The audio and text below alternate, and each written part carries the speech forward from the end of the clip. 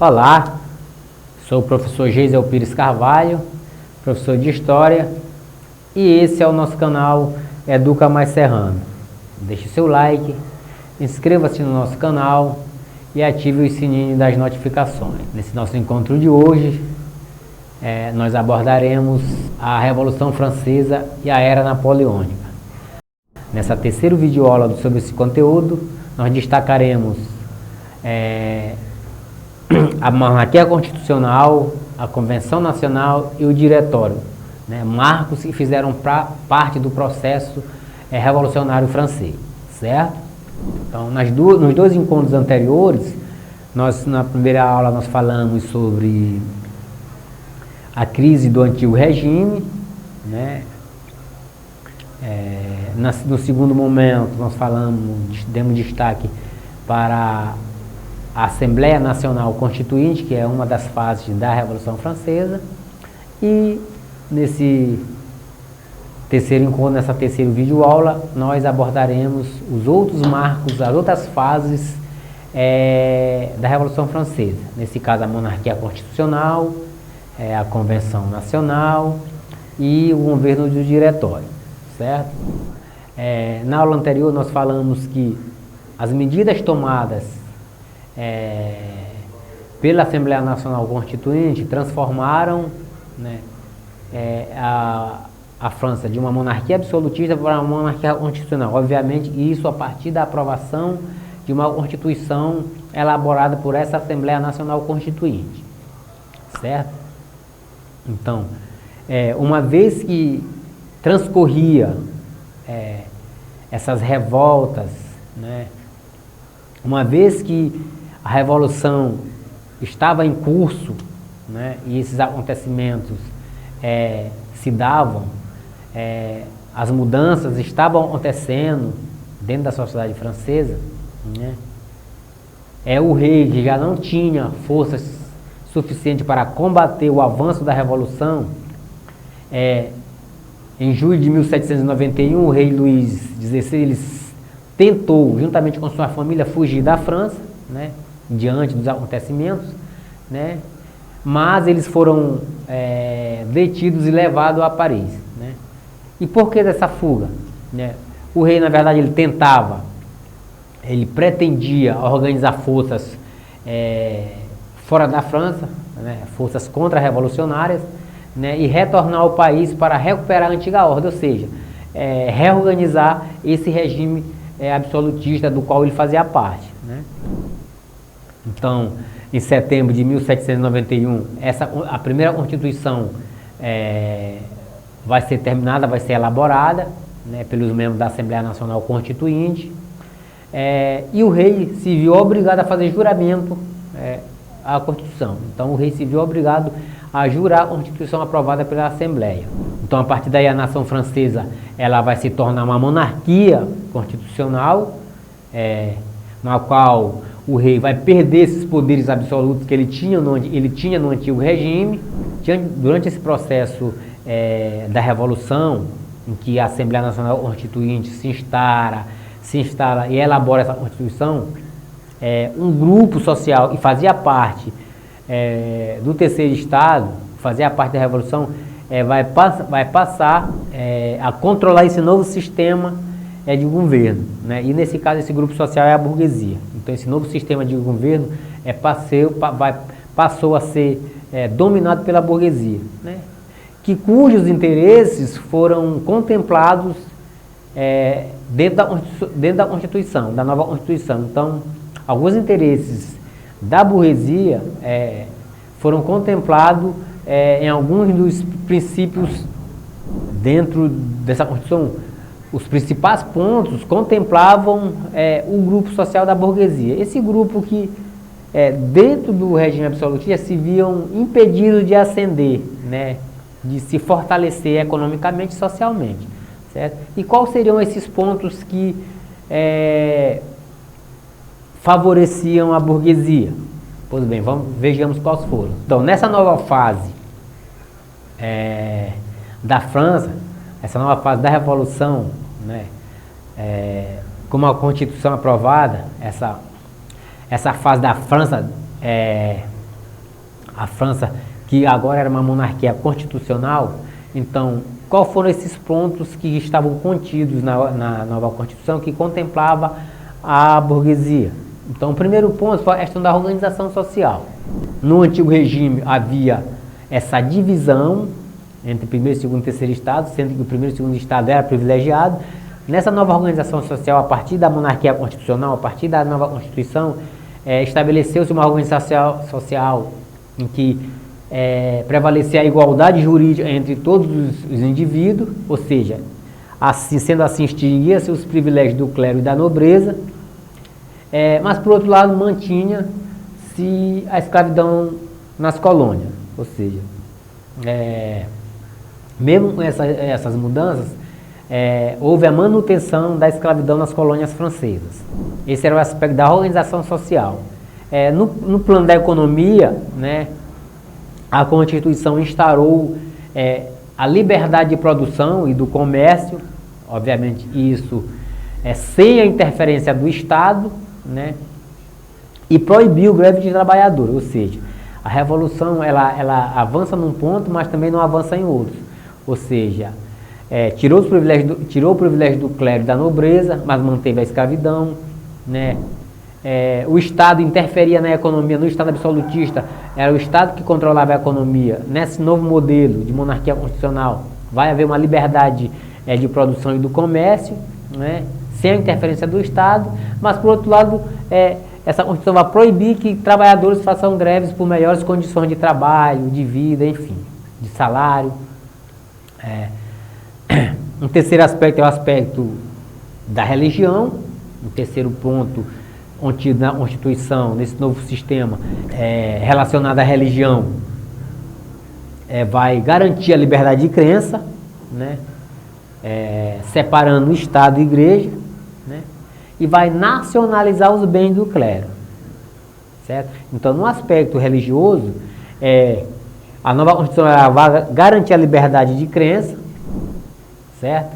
Vai separar o Estado e a Igreja, porque no Estado anterior não havia essa separação, né? E, por fim, vai nacionalizar os bens do clero, ou seja, o Estado vai tomar os bens que eram do clero vai passar a ser do Estado francês, certo? E, por fim, a organização política, né? É outro ponto importante contido na Constituição, a organização política. Enquanto no regime anterior, no regime absolutista, a concentração de poderes estava toda na mão do rei, ou seja, o rei ele elaborava a lei, ele executava as leis, ele julgava, ele executava a lei, elaborava as leis, né? Fazia o julgamento daqueles que eram considerados seus inimigos, enfim. Então, todo esse poder estava concentrado na mão do rei. Nesse novo modelo de organização política, né, a França vai adotar a tripartição dos poderes, ou seja, a criação de todos os poderes. Então, a França vai adotar a tripartição dos poderes, que era um princípio defendido por Montesquieu, um pensador iluminista francês, que já defendia esse pensamento. Então, a França vai criar, né, os três poderes, vai adotar a tripartição dos poderes, no caso, o poder legislativo, executivo e judiciário, né? Vai estabelecer a representatividade por meio do voto, né? Então vai estabelecer também a representação popular, a representatividade popular por meio do voto, né? Mas também vai acabar havendo que nessa representação popular vai se manter um privilégio, porque essa representação vão ser divididas em cidadãos ativos e cidadãos passivos. E o que é isso? Apenas os cidadãos ativos tinham o direito de votar. E por que isso? Porque esses ativos tinham o direito de votar porque tinham uma determinada renda. Era o chamado voto censitário, ou seja, só tinha o direito a votar quem tivesse uma determinada renda. Então, esse novo modelo dentro da monarquia constitucional também excluiu a grande maioria da população de participação do processo de votação, do processo de voto, né? Então, o sufrágio universal, o voto, não foi contemplado a todos, né? Apenas uma grande minoria, uma pequena minoria privilegiada, certo? Então, essa era a nova organização política e se instalou a partir da monarquia constitucional. O que nós podemos perceber dentro desse novo modelo de governo, da monarquia constitucional, é que a Constituição, ao mesmo tempo que ela derruba privilégios, né, ela cria outros. A exemplo é o voto censitário, ou seja, enquanto uma pequena minoria votava, a grande maioria ficava excluída desse processo, né? Então, camponeses, artesãos, operários e principalmente as mulheres, né, que representavam 85% da população francesa, foram excluídos do processo do voto, do direito ao voto, né? Então, a revolução, que era para transformar, para imprimir uma mudança, ela imprime privilégios, né?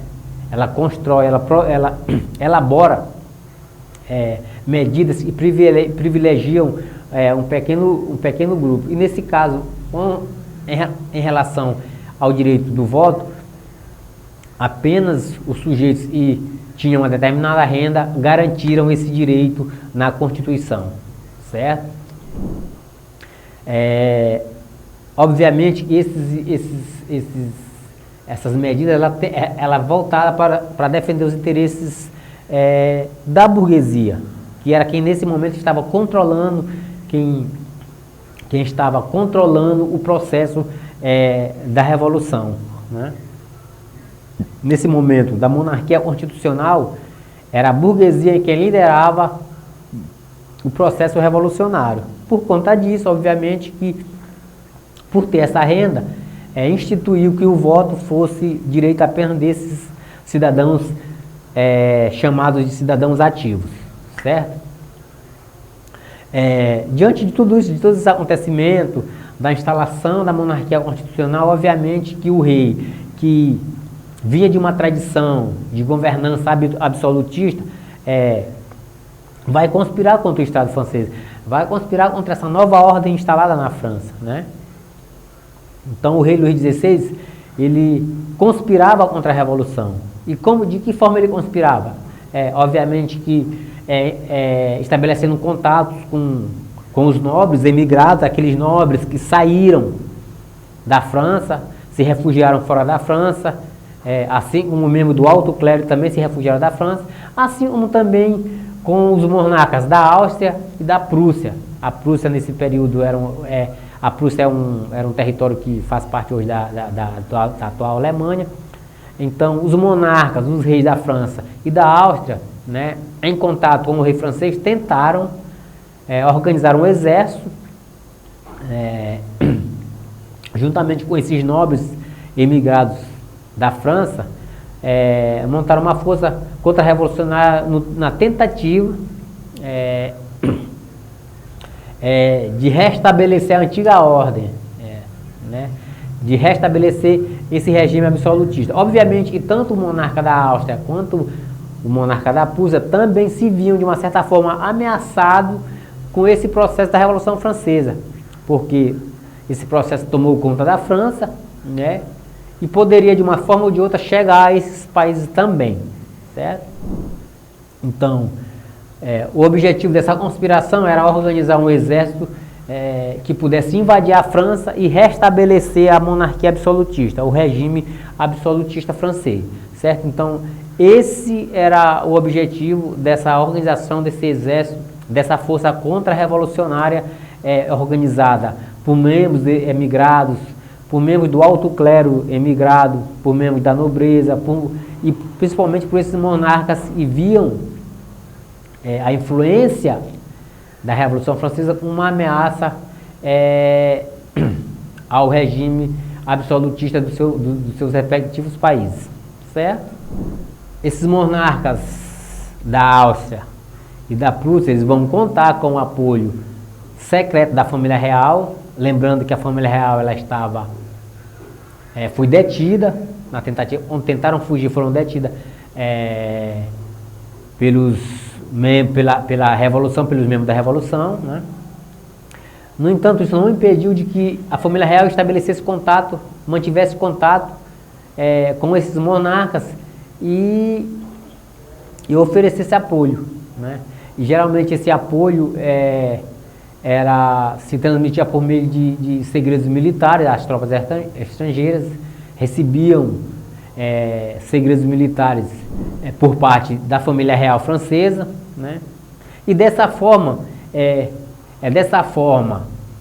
com o apoio da família real francesa, que o Império Austro-Húngaro vai invadir a França com a intenção de exatamente restabelecer a ordem absolutista no país.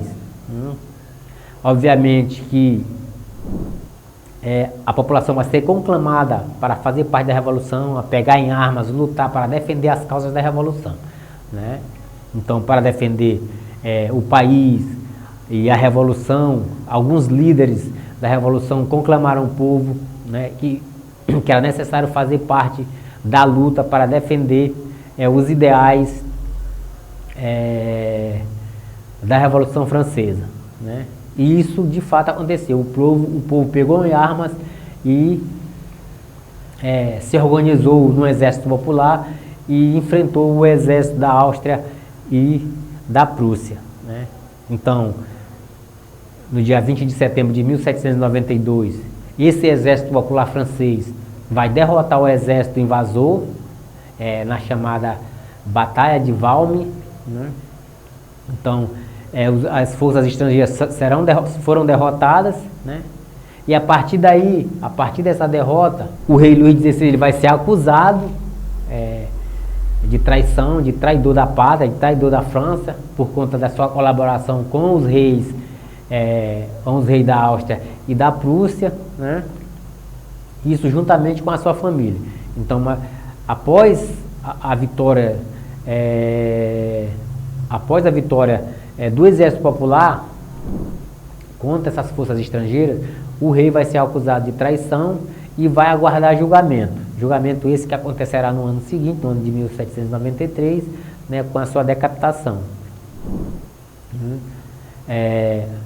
A partir dessa vitória, desse confronto entre o exército popular e as forças estrangeiras, será convocadas eleições. A Assembleia Nacional ela vai ser substituída por uma convenção nacional, né? E a partir de então vai se proclamar a República na França. Então essa é uma outra fase que se inicia dentro do processo revolucionário francês. Ou seja, a Assembleia Nacional Constituinte, que elaborou uma Constituição, que instituiu a monarquia constitucional, a partir do conflito entre forças estrangeiras e o Exército Popular da Revolução, essa Assembleia vai ser substituída por uma Convenção Nacional que vai instituir e vai proclamar o regime republicano na França. Ou seja, a França vai deixar de ser uma monarquia, certo? E vai passar a ser uma república. Isso é uma nova fase da Revolução Francesa, chamada de Convenção Nacional. Então, como dito, após a vitória do Exército Popular contra essas forças estrangeiras, vai se eleger às pressas uma convenção nacional, né? E vai ser responsabilidade dessa convenção nacional elaborar uma nova constituição para a França. Então, coube a essa convenção nacional elaborar uma nova constituição para o Estado francês, né? Os membros dessa convenção nacional eles vão ser eleitos pelo voto universal masculino, né? Há uma mudança, enquanto no período anterior o voto era censitário, né? Só votava quem tinha uma determinada renda, os chamados cidadãos ativos. A partir da Convenção Nacional vai se instituir o sufrágio universal masculino, e são esses votos que vai eleger os membros da Convenção Nacional, né? Não será mais utilizado o sistema de voto censitário, da renda, ou seja, em que o cidadão votava a partir da sua renda. Então, a primeira atitude da Convenção Nacional, a partir de instalada, foi abolir a monarquia na França e proclamar a República. Isso em 22 de setembro de 1792, a França deixa de ser uma monarquia constitucional para se tornar uma república, certo? Então essa é uma outra fase, outro marco da Revolução Francesa, né? Então, agora essa convenção, ela vai ter diversos grupos políticos, né? Então, no início, o controle dessa convenção nacional vai ser dos girondinos, que eram grupos um grupo político que tinham entre seus membros a alta burguesia, né? E o interesse do girondino dentro da Convenção Nacional era impedir, né, era conter o avanço popular na Revolução, ou seja, que a grande maioria do povo tomasse conta da Revolução, né? Então essa era a intenção dos girondinos, que era formado pela grande burguesia, pela alta burguesia, né? Mas o governo girondino dentro da Convenção Nacional, o controle dos girondinos do grupo dos girondinos dentro da Convenção Nacional vai ser marcada por uma certa insegurança. Primeiro, pela constante ameaça de novas coalizões, de uma possível invasão estrangeira, né, contra a França, e obviamente pela forte oposição dos jacobinos e dos sans-culottes, que eram outros grupos políticos e faziam parte da convenção, né? E esses grupos dos jacobinos e dos sans-culottes exigiam mudanças mais radicais, né, que atendessem os anseios das camadas populares. Medidas essas que não era de interesse dos girondinos, certo? Então, o que vai acontecer diante desse impasse? Uma vez que os girondinos, que era o grupo que iniciou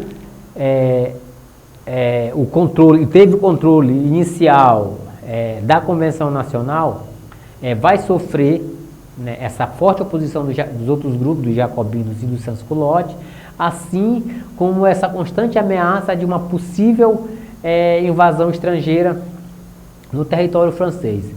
Diante de tudo isso, mobilizações populares acabar resultando na expulsão dos líderes girondinos da Convenção Nacional, né? E com isso vai favorecer a ascensão dos jacobinos, ou seja, essas mobilizações fazem com que esses líderes sejam os líderes girondinos deixem o controle da convenção, e esse controle passou a ser dos jacobinos, né? Então, a Convenção Nacional, uma vez liderada pelos jacobinos, que era esse grupo formados pelos profissionais liberais e que fazia parte da média burguesia e tinha o interesse mais ligado à grande massa popular, né? Uma das primeiras medidas dos jacobinos foi suprimir os direitos feudais, que ainda restavam na França, facilitou a aquisição de terras para o pequeno produtor, né? Os jacobinos vão estabelecer o sufrágio universal masculino, né? Ou seja, o voto agora é estendido a todos os homens, as mulheres mais uma vez vão ficar excluídas desse processo de votar, do direito ao voto, né? Os jacobinos também vão garantir o direito de greve aos trabalhadores, o direito de greve de subsistência, né?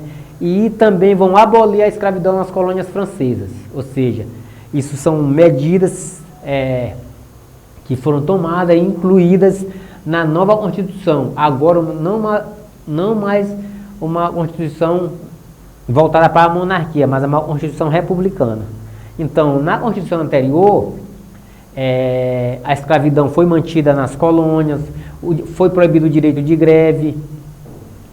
Nessa Constituição republicana, o direito de greve vai ser garantido, a escravidão vai ser abolida nas colônias, o voto, que era censitário na Constituição da monarquia na Constituição Republicana, o voto vai ser universal, mesmo que seja só para os homens, as mulheres continuam sendo excluídas. Então, no governo do Jacobino, diante da Convenção Nacional, houve essas mudanças essas medidas que foram garantidas dentro dessa nova Constituição, desse período republicano. Durante a República, durante esse período da Convenção Nacional da República, que o rei Luís XVI vai ser levado a julgamento. O rei Luís XVI vai ser levado a julgamento. De um lado vai ter os seus defensores, são os girondinos, que eram exatamente esses grupos, era o grupo que era formado por essa alta burguesia, né, que vai tentar defender o rei. Por outro lado, os jacobinos que estavam à frente da República pregavam que o rei fosse condenado à pena de morte, né? Diante desse impasse, os jacobinos vão sair vencedor, né? E o rei vai ser condenado à pena de morte, né? E a acusação é de que o rei foi condenado por conspirar contra a liberdade e a segurança geral do Estado francês, né? E a pena de morte vai ser na guilhotina, ou seja, o rei vai ser decapitado, vai ser guilhotinado, ou seja, vai ter a sua cabeça decapitada. Isso aconteceu no dia 21 de janeiro de 1793. Isso acontece dentro desse período republicano da Revolução Francesa, né? O que a gente percebe é que a Revolução, que se inicia em 1789, ela vai passando por determinadas fases, né? A fase da Revolução Aristocrática, da instalação da Assembleia Nacional Constituinte, a monarquia constitucional que substitui a monarquia absolutista, a república que substitui a monarquia constitucional, enfim. Então, esse processo revolucionário que transcorre num período de 10 anos, né? Então, no dia 21 de janeiro de 1793, o rei Luís XVI vai ser decapitado, né, acusado de traidor, né, do Estado francês. Obviamente que a execução do rei ele vai gerar uma revolta, né, porque assim como havia acusadores, havia defensores, né, então a execução do rei ele vai provocar internamente a revolta, principalmente do grupo dos girondinos, que faziam a defesa do monarca, né, assim como no exterior, né, porque no exterior havia uma reorganização das forças contra-revolucionárias, de forças estrangeiras que eram partidárias desse absolutismo, né. E obviamente, para conter essas ameaças, né, dos girondinos e de forças estrangeiras, Robespierre, que era o líder jacobino, o líder do governo jacobino, ele vai suspender as liberdades individuais, né? E suspendendo as liberdades individuais, ele vai instituir o Comitê de Salvação Pública, que era um órgão responsável pela administração e pela defesa do país, controlava o exército, e o Tribunal Revolucionário, que era um órgão encarregado de julgar, vigiar, prender e executar os possíveis inimigos da Revolução, né? Então esse período vai ser extremamente conturbado, porque uma dezena, milhares de pessoas serão executadas, né? Então entre setembro de 1793 e julho de 1794, milhares de pessoas vão ser perseguidas e guilhotinadas, né? Esse período vai ficar marcado dentro da Revolução Francesa como a fase do terror, a fase do medo, né? Diante de todos os acontecimentos dessa fase conhecida como a fase do terror, Robespierre ele não vai ter condições de reagir a seus opositores, a oposição principalmente do grupo dos girondinos, né? Robespierre vai ser preso, né? Em 27 de julho de 1794 ele vai ser preso e logo depois vai ser guilhotinado sem passar por um julgamento, né? Com a morte de Robespierre vai chegar ao fim essa fase do terror, né, que se instalou na França, né?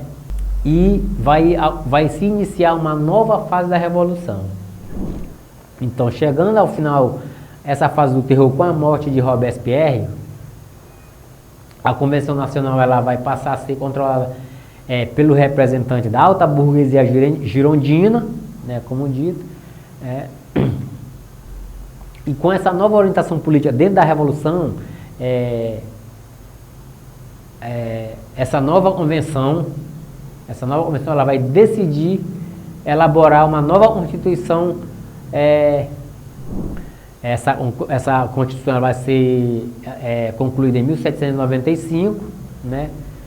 Vai estabelecer a continuidade do regime republicano, só que agora seria controlada pelo Diretório, né? Que era um governo composto de 5 diretores eleitos pelo parlamento, eleitos pelo poder legislativo, ou seja, essa é a última fase da Revolução Francesa, é a última fase do processo revolucionário. Como já dito, nós passamos pela revolta aristocrática, pela Assembleia Nacional Constituinte, monarquia constitucional, convenção nacional e agora se instala o governo do Diretório, certo? E durante o governo do Diretório, foi restabelecido o voto censitário, né? E se extinguiu também o Tribunal Revolucionário. Veja como essa revolução ela vai e vem, né? Nós podemos analisar que ela vai e vem, ou seja, na Constituição anterior foi extinguido o voto censitário, né, e se instituiu o voto universal masculino. Com o governo do Diretório e uma nova Constituição, é restabelecido o voto censitário e extinto o voto universal. O governo do Diretório ele vai vigorar de 1795 a 1799. Né? Durante esse período, o governo do Diretório vai tentar conter o descontentamento popular e, de uma certa forma, afirmar o controle da burguesia, principalmente da alta burguesia, à frente do governo do Diretório. Assim como, obviamente, conter as forças estrangeiras absolutistas vizinhas que ameaçavam constantemente invadir a França. Pois bem, então, vivendo uma situação de constantes ameaças, né, à França, essa situação de constantes ameaças ao território francês agravou-se durante o governo, vai se agravar durante o governo do Diretório, né? E é nesse contexto das ameaças estrangeiras, das ameaças externas, que se destacou a figura de Napoleão Bonaparte, né, que era um general do exército francês, que se destacou muito graças à sua habilidade militar, às suas vitórias contra esses exércitos estrangeiros, principalmente na Itália, certo? Então, com a popularidade e o sucesso alcançado por Napoleão Bonaparte, acabaram conduzindo ele ao comando do Estado francês. Essa popularidade, esse sucesso obtido nas campanhas militares vão acabar fazendo com que ele seja conduzido ao comando, ao governo do Estado francês, né? Então, no dia 18 de novembro de 1799, 18 Brumário pelo calendário da Revolução, porque durante a Revolução foi elaborado um novo calendário, né, na França, chamado calendário da Revolução. Então, no dia 10 de novembro de 1799, Napoleão Bonaparte, com o apoio de políticos, burgueses e do exército, ele deflagrou um golpe de Estado, dissolveu o Diretório e estabeleceu um novo governo, né? Esse governo vai ser chamado de consulado, né? Esse episódio ficou conhecido como o golpe do 18 Brumário, e com esse golpe se encerra esse ciclo e esse ciclo revolucionário se iniciou em 1789, né? A partir desse golpe dado por Napoleão Bonaparte, uma nova fase vai se iniciar na França, né? Aquele ciclo revolucionário que se iniciou em 1789 e acabou em 1790 com o golpe dado por Napoleão Bonaparte, encerra esse ciclo revolucionário, né? E vai consolidar de fato as conquistas da alta burguesia, né? Esse golpe instituído por Napoleão Bonaparte, esse golpe instituído por Napoleão Bonaparte vai fazer com que a grande massa popular seja afastado, né? Seja deixado de lado, para que não haja perigo de que a revolução se reinicie, certo? Então, essas foram as fases da Revolução Francesa, né? Que nessa terceira videoaula falando da monarquia constitucional, da Convenção Nacional e do governo do Diretório, né? Que é no governo diretório, durante o governo diretório, que acontece o golpe dado por Napoleão Bonaparte e se inicia uma nova fase, encerrando assim o ciclo revolucionário iniciado em 1789.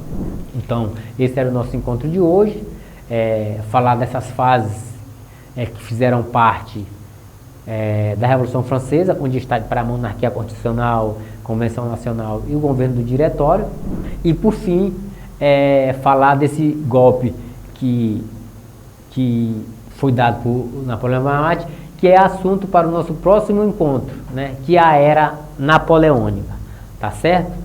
Então, esse era o nosso encontro de hoje.